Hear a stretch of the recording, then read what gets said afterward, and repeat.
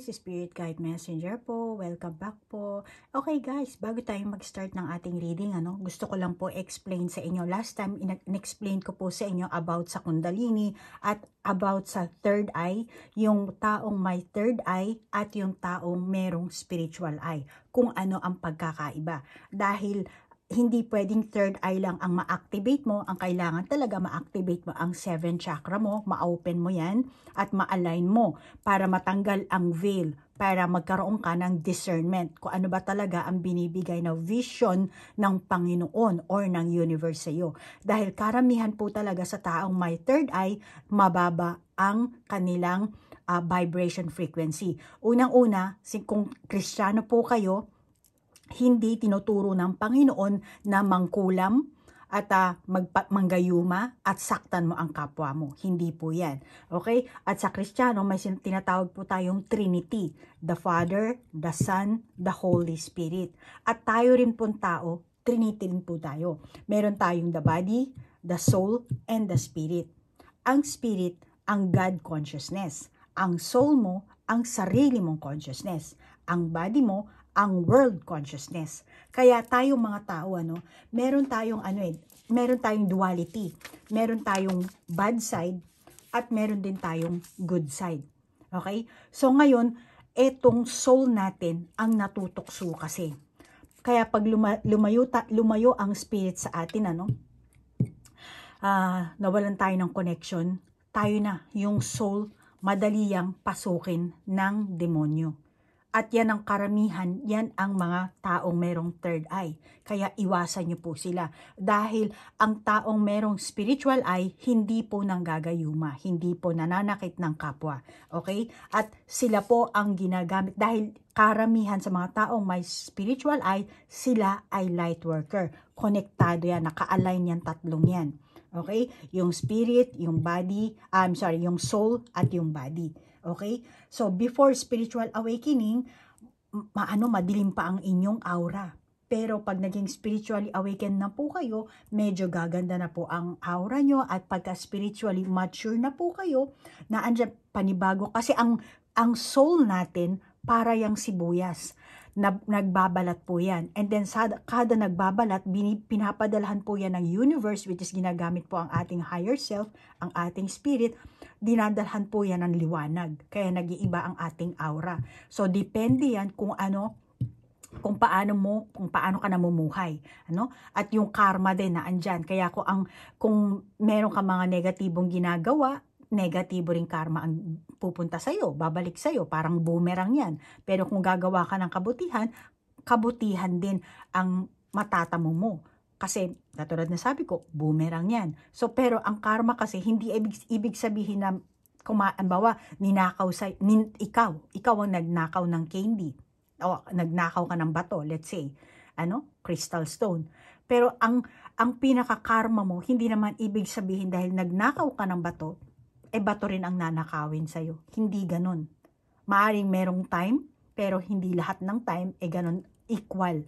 May time na ninakaw mo lang ibato, pero ang nangyari, yung buhay mo ang ninakaw. So maraming yan, hindi natin alam ang Panginoon na magbibigay sa atin ng parusa, kumbaga. Kaya yung mga taong may third eye na gumagawa ng negatibo, sila yung mga dark worker, wala na po yan sa Book of Life. Burado na po yan mga yan. At yung iba, kung tutuusin, wala na nga rin yung soul nila katawan lang ang meron. Wala na yung kanilang spirit, wala na yung kanilang soul. Eto na, namamanipila na yung kanilang mismong katawan, which is eto kasi yung ating physical consciousness. So, ganun po yan. Kailangan sa mundo ng spirituality, kailangan i-align po natin ang 7 chakra natin para itong soul natin, ito ang nalilinis, nagbabalat at mabigyan ng spirit ng Panginoon, ng universe, ng liwanag para maging light worker ka. Ganun po yan.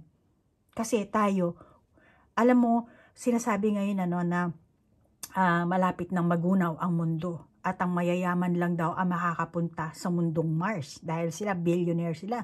Meron silang pamasahe para sumakay ng spacecraft. Paano naman tayong mga pulubi, mahihirap, hindi natin afford yung pamasahe. So, ano mangyayari sa atin? Mabubulok tayo dito sa lupa. Which is, ang sinasabi ngayon, kaya kailangan maging spiritually awakened tayo, itaas natin ang ating vibration. Ngayon, kahit sabihin mong makapunta ka sa Mars, sa mundong Mars, dahil billionaire ka. Oo, makakapunta ka kasi meron kang physical consciousness at meron kang soul. Okay? Pero, etong physical natin, natutunaw to, etong katawan niya natin, natutunaw, tumatanda, nagkakasakit, nagkakasugat. Then, kahit nasabihin mo nasa Mars ka, ganun din. Bottom line, mamamatay ka. Walang mangyayari sa'yo. Sino lang ang matitira? Yung soul mo. So, yung soul mo, kailangan konektado yan sa spirit mo. Para konektado ka rin sa universe, sa Panginoon. At kasi ito, ang soul natin, siya ang nagta-travel from past life. Ngayon, kung yung buhay mo ngayon, meron ka pang future life. Pero depende na nga lang kung spiritually awakened ka na at konektado ka sa universe. So, ibig sabihin, katulad na sinasabi sa Biblia, pinapangukuhan tayo ni Kristo ng eternal life, eternity. So, ganun yan. So, hindi mo masasabi ngayon kung ano mangyayari, pero kailangan marunong tayo magpatawad, nagsisisi na tayo sa ating mga kasalanan. At, di ba, yan sinasabi sa Biblia, love your neighbor. Okay? So, ganun po. Maikli explanation lang po yan, pero marami po kayo, kung nagsisimba kayo, kung nagbabasa kayo ng mga Biblia, marami po kayong makukuhang impormasyon. Ang sa akin po kasi, mas nauna ang aking experience, kaya nagre-research ako para sa sarili ko. Dahil yun ang turo sa akin ng gabay ko. Kaya sabi niya sa akin, follow me, and step by step kami. Kaya magmula po sa pagiging ignorante ko, step by step, nag-i-evolve po ako. At yun po din ang gustong mangyari ng aking gabay. Kumbaga, empleyado po kasi ako ng universe. So, yun po ang binigay sa aking mission ng universe, na kayo rin maging spiritually awakened para makita nyo, matanggal yung veil sa inyong third eye. Baka yung iba sa inyo wala pang third eye. So, para ma-open nyo ang inyong third eye, ma-activate nyo ang inyong kundalini, or ma-activate nyo ang inyong 7th chakra, at ma-open nyo ang inyong third eye, mailabas nyo ang inyong psychic gift, at matanggal yung veil, at makita nyo talaga kung ano ang pinaka itsura ng ating mundo. Kasi ang spiritual eye mo, pag naging align na kasi ang 7th chakra mo, marami ka ng conscious ka na sa sari-saring bagay, at dito mo malalaman kasi sino ka ba? Doon mo malalaman eh. Magiging question yan sa'yo kung sino ka. At diyan ka mag-i-start na alamin kung sino ka. At later on, malalaman mo kung sino ka talaga. At yun ang gustong ipaalam sa inyo ng universe. At lahat tayong tao, lahat tayo connected. Kaya malamang yung iba sa inyo, kaya ako ang pinipili nyo manghuhula, dahil likes attracts likes. So, gusto nyo kasi sa universe, gusto nyo makilala ang sarili nyo ng more deep. Kaya ako ang pinipili nyo, kayo ang pumupunta sa akin. Okay? So, for the meantime, yan lang po muna ang isi-share ko sa inyo. At yung iba, paunti-unti ko pong isi-share. Hi Taurus, ikaw ngayon bibigyan ko ng reading. Alam mo Taurus, naisip ko kung ano ang aalamin natin sa baraha. Pero anyway, Taurus, ang intention ko sa paggawa ng video ito, naway mabigyan ko kayo ng kamalayan at ma-heal niyo po ang inyong sarili at magkaroon kayo ng self-love. Okay, Taurus? Ngayon, mas maganda siguro itanong natin sa baraha. Kasi marami nagtatanong sa inyo paano mag-evolve, paano mahalin ang sarili. Para mabago nyo ng dahan-dahan, para umunlad kayo ng mas mahusay, mas advanced mas advanced na estado. Okay? So, ngayon, yun ang aalamin natin sa ating baraha, At saka, Taurus, maghanda na rin kayo ng mga question, kung anong gusto nyo itanong sa baraha. At, ang reading po, hindi po to pang isang tao lang. General po to. Pero, yung question nyo, gagamitin ko po dito sa reading natin, pang general. Okay? At doon po sa gusto ng personal reading, mag-request lang po kayo. Mag-send po kayo sa akin ng email or sa aking Facebook account. Okay? Entertainment purposes lang po ito. Iba kasi yung ikaw ang magre-request, magpo-focus tayo sa iyong energy lang. Okay, Taurus? So, ano ba ang kinakatakutan mo? Saan nanggagaling ang takot mo? Ano ba ang pumipigil sa'yo para makapag-move on ka? Sabi niya yung baraha. Una-una ko siyang kinuha. 6, 7, 8. 1, 2, 3, 4, 5, 6, 7. 1, 2, 3, 4, 5.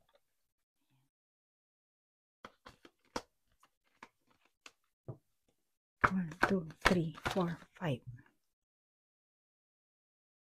Okay, ano ba ang una dito?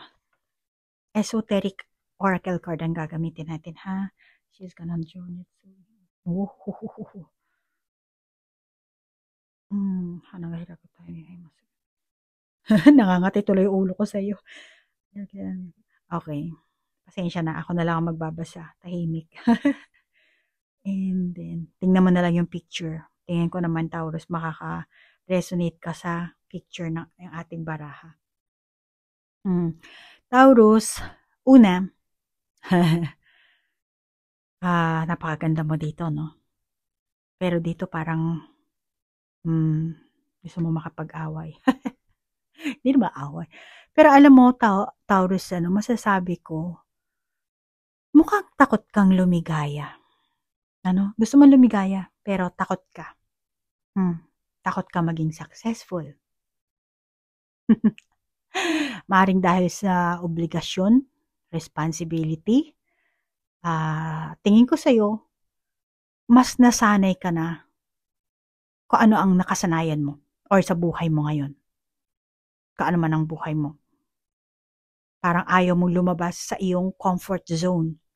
Kaya, para sa'yo, hindi, okay na ako sa kinalalagyan ko. Okay na ako dito. May pera ako, may trabaho ako, may ganito ako, may ganyan. Nakikita ako sa'yo na takot kang sumikat. May takot kang ma-achieve sa buhay mo. Na meron ka pa naman dapat na ma-achieve. Meron. Malamang na may takot ka na baka kasi kaingitan ka, baka kasi or merong maiinggit sa'yo, sisiraan ka or ganyan-ganyan, kung ano man yun, negatibo. At mukhang ayaw mo rin ng spotlight. Pero ikaw ang Taurus na meron kang kakayahan na humarap sa spotlight. Sa isang crowd, kumbaga sa artista, pagkakaguluhan ka, magiging parang ala Tom Hanks ang labas mo. Kung lalaki ka, ha. Pero kung babae, mas siguro sikat na hindi ko alam po sino artista sa Pilipinas ang mga sikat ngayon. Pero masasabi ko, may takot ka rin na baka hindi mo kayang ma-manage. Kaya imbis na magiging successful ka, magiging sayo ang tingin ng tao, kumbaga sa artista, sisikat ka, pero natatakot ka. Kasi baka, hindi ko kayang ma-manage ito. Baka pag pumasok sa akin yung ganito, hindi ko kayang mapanghawakan. Or kung hindi ko, marami. Namumuo yung takot mo. At ikaw mismo, yung nagpapababa sa sarili mo. Pinabababa mo ang iyong enerhiya, ang iyong kakayahan, ang iyong pagkatao, ang iyong likas na talent na meron ka naman. At Taurus, alam mo, tingin ko sa'yo, hindi mo kilala ang sarili mo. Hindi mo kilala ang sarili mo. Kung ano ang tunay mong kakayahan, kung ano ang kakayahan na meron ka, hindi mo alam yan. Or ayaw mo talagang ilabas dahil nga ayaw mo sa comfort zone mo. Kaya malamang na nagtatago ka, nagiging ka. Pero alam mo, attractive ka eh. Hindi mo ba alam sa sarili mo yan, Taurus? Na kapag nakapagrelasyon ka, magiging successful ka. Yung relasyon na papasukan mo, magiging successful. More on negative thinking ka kasi. Kaya parang ikaw yung Taurus na he loves me not. He loves me not. Yung tagapitas ka lang ng pero hindi. Wala kang time para magpitas ng mga ganyan kasi attractive ka. Kumbaga, malaman mo lang na maganda ka, na gwapo ka, na yung malaman mo lang talaga sa sarili mo yung asset mo. Tingin ko, lalabas ang confidence mo dito eh. Maaaring meron kang pain sa nakaraan. Kaya nagiging negative thinking ka, no? Hindi mo na tuloy ma-appreciate yung tunay mong pagkatao, yung tunay mong kakayahan, yung tunay mong posibilidad, abilidad. Kasi namuuna yung takot mo. Ayaw mo nang masaktan. Ayaw mo nang maulit ang nakaraan. Mga pain ng nakaraan. Kaya namumuo ang takot until now. Taurus. Pero hindi mo naman kailangan bitbitin ang failure mo ng nakaraan, Taurus. May always new beginning ka naman. Kung bibigyan mo ng chance ang sarili mo. Okay. Ang dami.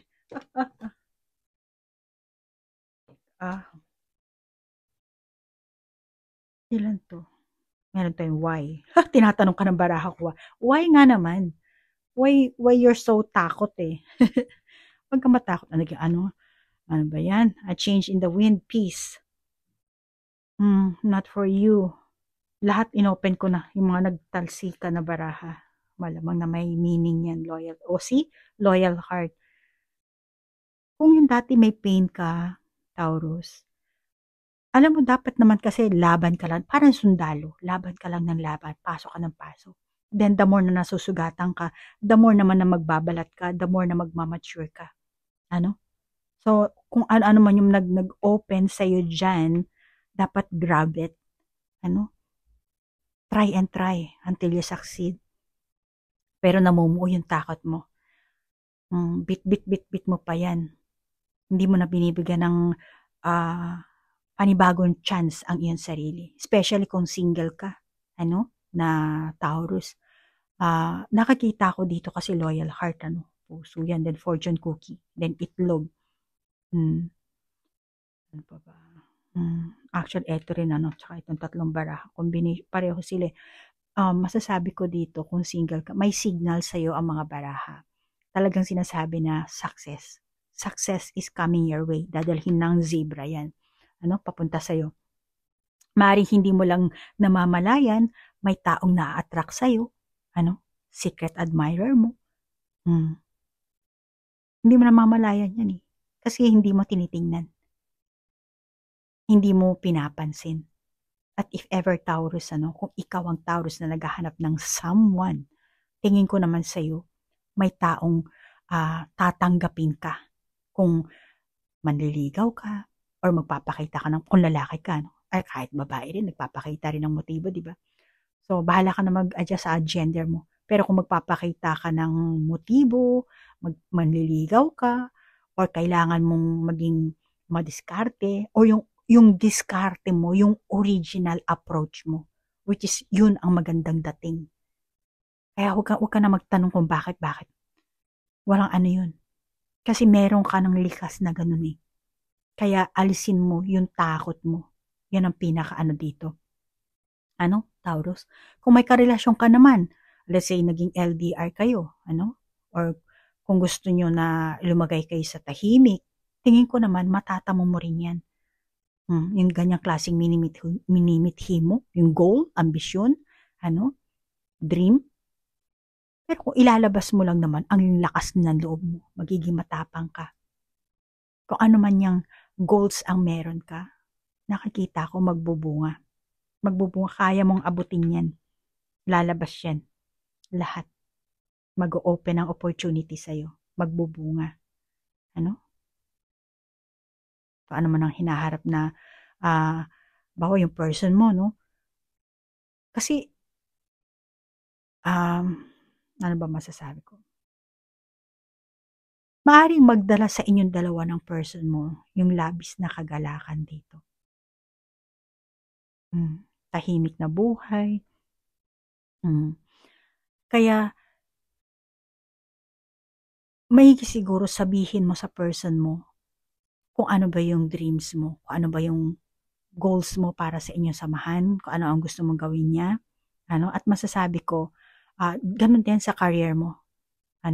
Taurus. Generally. Nabubulol na naman ako. Always naman, pasensya na ha. Hindi porket chosen one, perfect. talagang sasadyain talaga ng Panginoon na bigyan ka ng mahirap na, katulad ko Taurus, mahirap ang mission ko. Biruin mo, nandito ako sa Japan, English, Tagalog, Japanese. Ay talagang mabubulol ka, di ba? So, ikaw rin, Taurus, meron kang mission dyan sa pagkakaroon mo ng karelasyon. So, kailangan maging, panindigan mo yan. Ano? Kaya kung may karelasyon ka na LDR kayo, gusto niyo lumagay sa tahimik, lahat yan matatamo mo kung ano ba ang gusto mo talaga. Sa career mo din, maging positive ka lang. Kasi nagpapahiwatig sa'yo dito ang baraha, talagang success. Unang-una na yan, success. Pero kailangan mo nga lang ng self-confidence. Ganon din sa karelasyon mo, wala kang dapat ikatakot. At alam mo, Taurus, ang takot ay galing yan sa demon, evil spirit. Kasi ayaw ng evil spirit na maging successful ang isang tao. Ayaw ng evil spirit na maging happy tayo. Mga ganyang klaseng evil spirit, parang mga gremlins yung mga yan eh. Nagpa-pop up yan sa katawan. Tapos kanya-kanya silang Tapos talagang aanuhin ka nila, hihilain ka nila more on sa negative.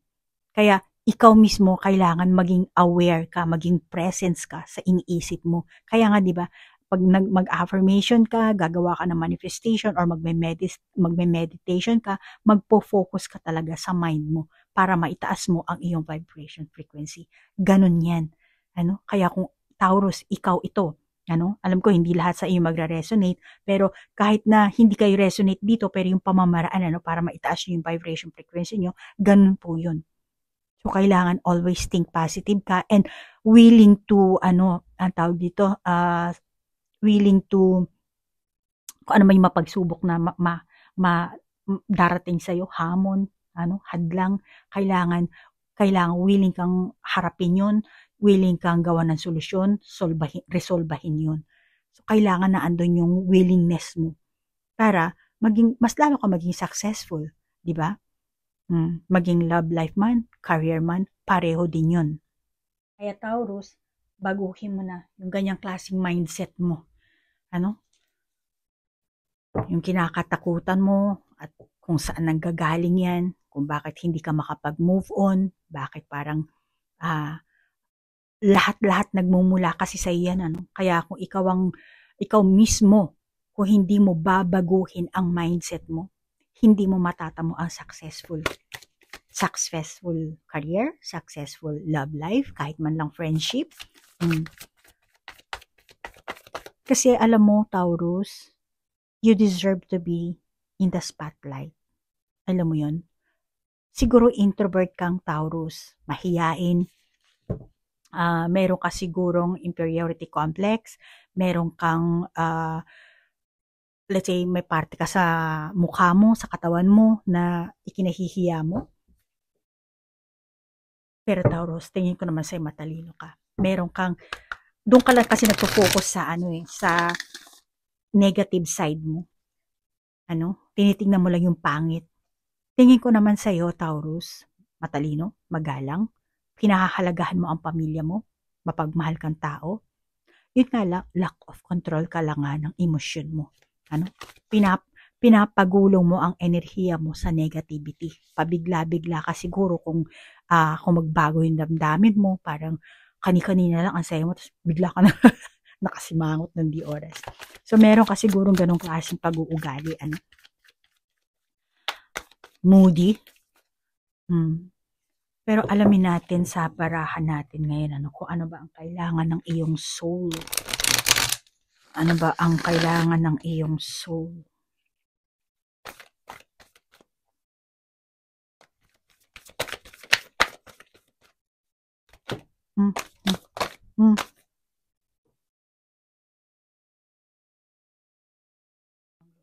Ito na lumabas.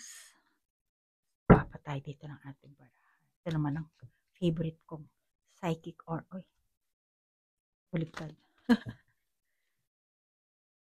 Psychic oracle. Ano ba yan? Ang gulo ko. Pasensya na, Taurus. Katatapos lang ng ating reading. Taurus, sa mga baguhan kong subscriber, Sa hindi po nakakaalam, nasa Japan po ako ha, wala po ako sa Pilipinas. At isa po akong online fortune teller dito sa Japan. Kaya doon po ako nakakatanggap ng trabaho po. Yun ang pinaka-main na trabaho ko.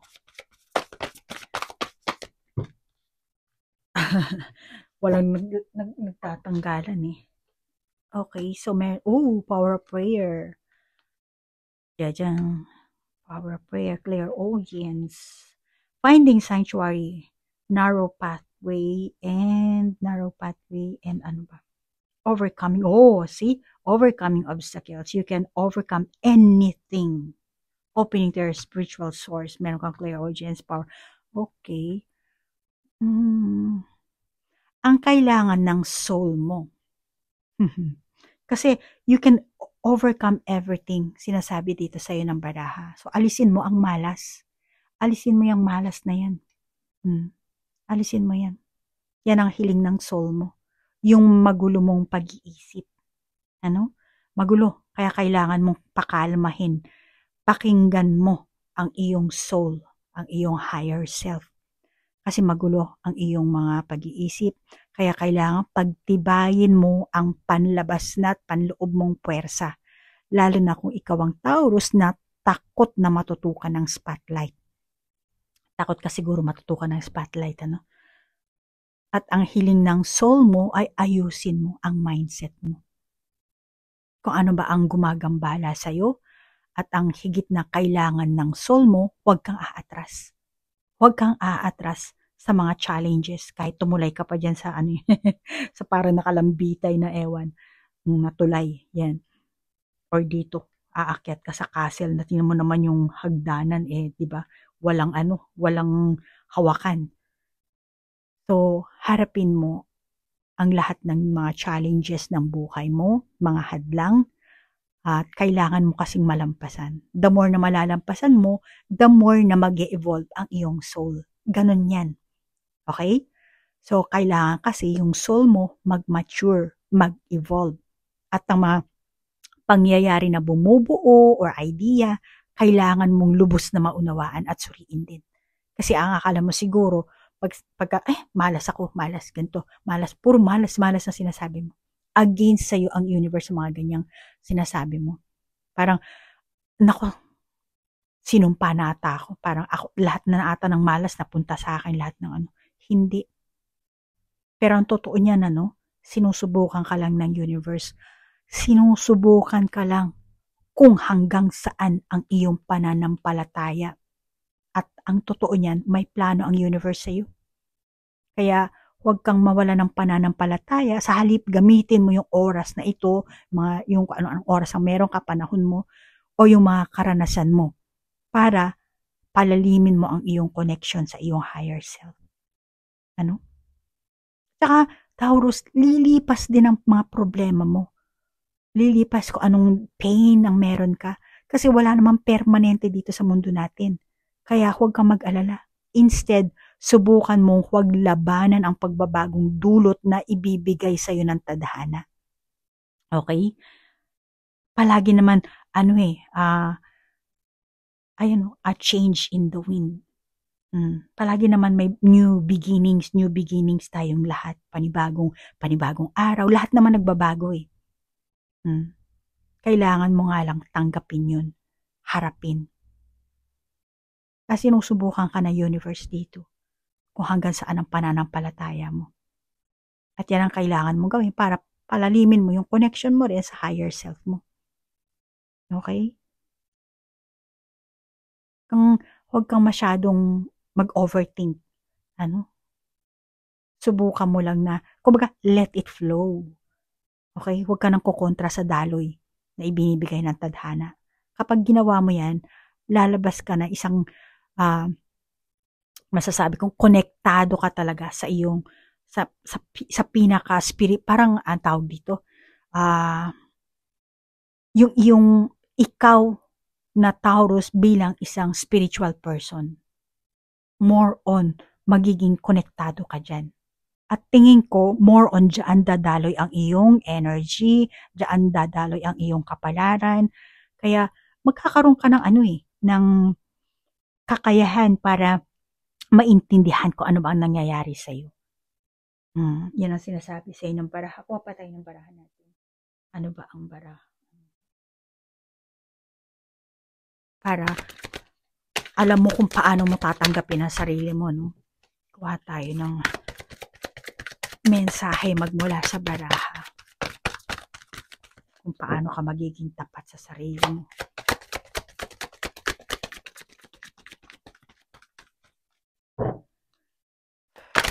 Bigyan mo ako spirit guide ng baraha para kay Taurus. Ang dami.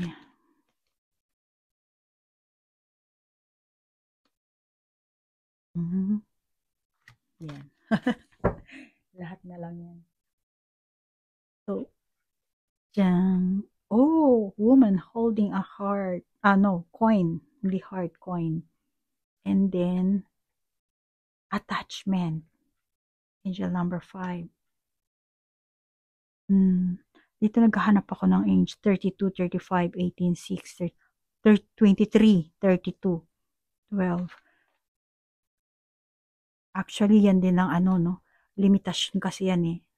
The thinking woman. Holding a coin. Goddess of the moon. Endure the spirit. Oh, envy. Kasi may negativity ka nga, ano. Pero nagbubukas dito sa iyo yung ano. Una, alisin mo ang self-limitation mo dito. Okay? Hindi mo kailangan maging perfect. Katulad ng sabi ko sa'yo, parang in-example ko na yung sarili ko. Parang hindi mo kailangan maging perfect, maganda, matangos ang ilong, or kailangan magaling ka magsalita. No, hindi mo kailangan ganun. Okay lang na hindi mo kayang gawin ang isang bagay. Kaya lang, gawin mo muna bago ka mag-back out. Ano? Alam mo yon? Makakabuti na magsisi ka sa bagay na sinubukan mo kesa sa hindi. Yan ang sinasabi sa ng baraha dito. Alam mo, Taurus, ano, baka yung iba sa inyong Taurus, bawa sa handaan, maraming mga pagkain, ano. Ngayon, parang hindi mo pa nga natitikman, ay hindi ako kumakain ng itlog. Ay ayoko ng yung itlog na ang tawag dito, yung pinakuluan. Gusto ko yung binating itlog, or gusto ko yung itlog na half cook, or yung itlog siya pero hindi siya parang spring egg, yung alam mo yun, na hindi siya, pinakuluan siya pero hindi matigas. So, marami kang gustong kondisyones. Marami kang gustong ganun. Pero parang, ay, hindi ko to gusto. Natikman mo na ba? Kailangan tikman mo muna bago ka umayaw. Lasahan mo muna. Pero tingin ko sa'yo, hindi mo hindi mo nilalasahan or takot kang lasahan. Kaya, sa tingin mo pa lang, nagba-back out ka na. At yan ang sinasabi sa ng baraha. Mas maigi na magsisi ka na lang na sinubukan mo, ginawa mo, tinikman mo, kesa naman sa hindi mo ginawa. Diba? Kasi naandun, the more na magkaroon ka ng experience at realization ng kailangan dyan. Nagkamali ako. Magsisisi ka. So, hindi mo na gagawin sa susunod. So, pag nagkaroon ka ng self-realization, magmamature kasi ang soul mo.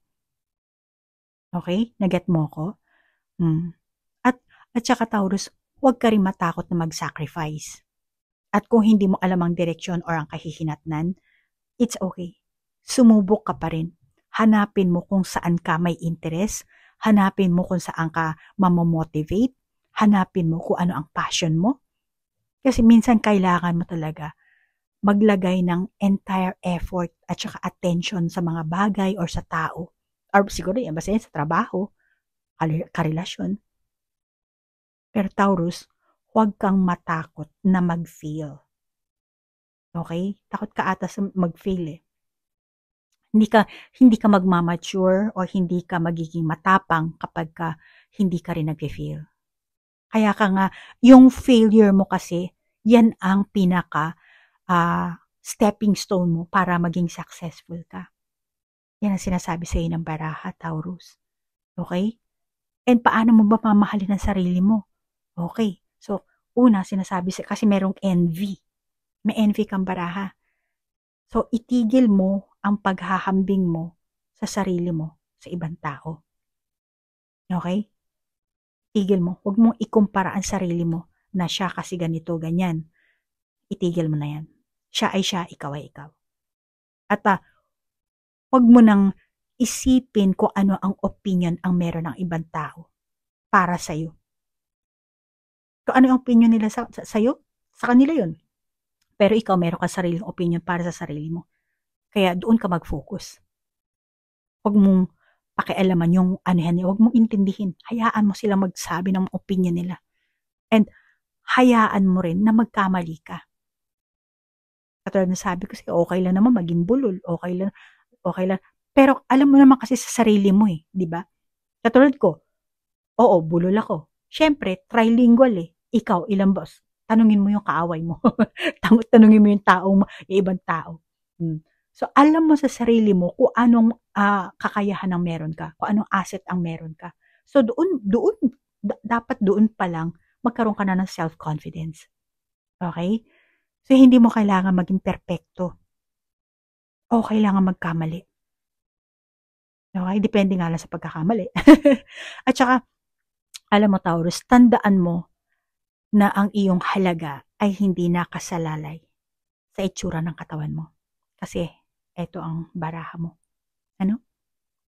Kaya huwag kang mainggit, huwag kang ma-insecure sa katawan, sa mukha, kabuhayan, edukasyon. At saka alam mo, may personal experience, ano? Ang pare, ako kasi gusto ko magmadre. Kasi 4 years ako na intern sa kumbento. Sorry ha, magkwento lang ako para mag-get mo yung ang mga example na sinasabi ko ng baraha. Ano? Ako, 4 years ako sa kumbento. Mahal ang kumbento. Intern ako eh. Kasi dormitory yun eh. Kaya hindi ako nakapagmadre. Nauwi ako dito sa Japan. Pero hindi ako naligaw ng landas dahil alam ko ang landas na tinatahak ko. Pero ang mga pare, kaya sila naging pare kasi may pambayad sila sa tuition fee nila.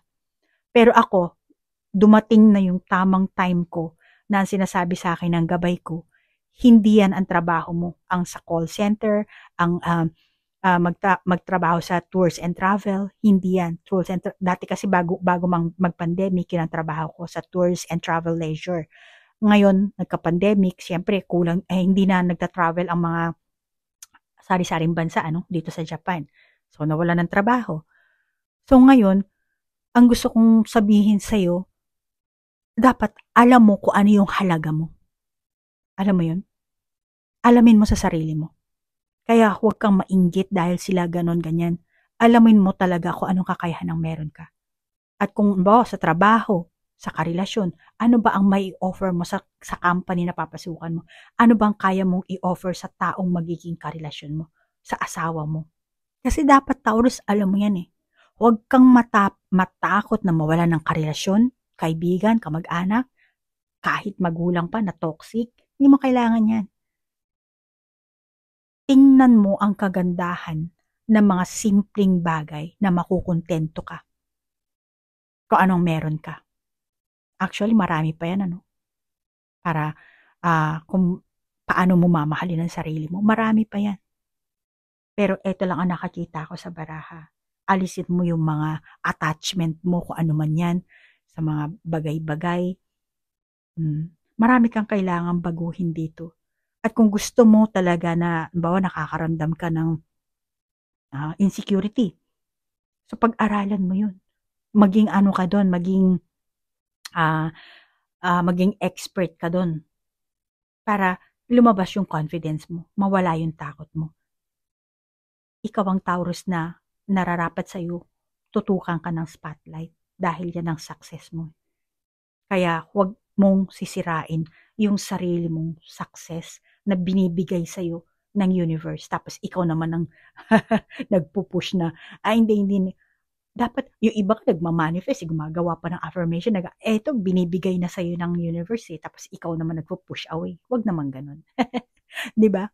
So, yan ang nakita ko ngayon sa baraha mo, Taurus. Then ikaw nang bahala, Kung sa tingin mo, oo, ganito nga, kailangan ko nga ganun. Kung naka-resonate ka, then take it. Kung hindi naman, just leave it. Kung meron ka sariling validation sa baraha, then ikaw na lang mag-validate. Kung gusto mo naman ng personal reading, kontakin mo lang ako.